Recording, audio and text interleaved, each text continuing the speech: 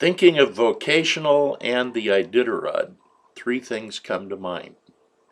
One, Dallas Seavey. He was asked if he could imagine himself doing the same thing in 20 years. And he says, you're taking all the romance out of it.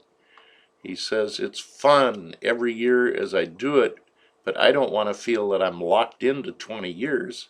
And they said, well, if you didn't mush dogs, what would you do? Well, I like to mush dogs. Same question with Lance Mackey. What does he like to do? So they kept pressing him, if you didn't mush dogs, what would you do? And he says, I'd like to learn to crochet. So maybe there's a future there. Second, Jeff King. Jeff King could have died last year. He got stuck in a terrible ice section near safety and had to scratch. He couldn't get out of it. This year, he did finish fine, but along the trail he got chased by a seal. And the seal did not particularly look like it wished him well. It came after him growling and chased him for over a mile. And Jeff was kind of incensed by that. So when he finished the race, he went to my friend from Palmer and ordered a vest made with seal skin, hoping that this skin is maybe the brother of the guy that chased him around the trail. That was pretty funny, and he did have the vest on during the banquet, but it's not quite finished. The third thing that comes to mind is a lady that makes furs and sells them at the church during the Iditarod. And actually Buffy, the one that works with seals, also is there.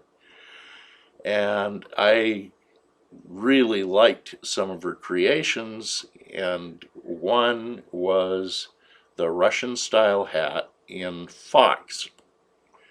So I talked to her about that, and she arranged that she would make me a hat when she goes home. Well, let's move ahead to Easter Sunday, and I'm at church, and I meet a lady, and while we're talking, somebody came up and asked me something about the Iditarod. And she says, oh, you know the Iditarod? I said, yeah, I go up every year. She says, oh, my daughter lives in Alaska.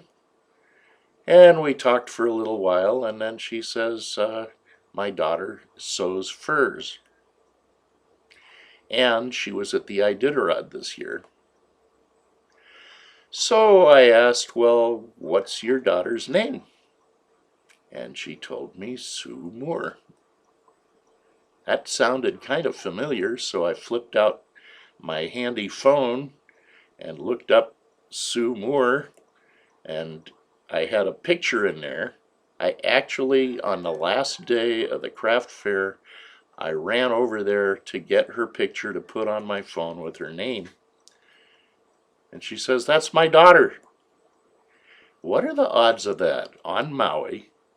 And then, if that's not good enough, the day after Easter, I talked to her daughter, and she just finished my hat. Ooh, pretty neat.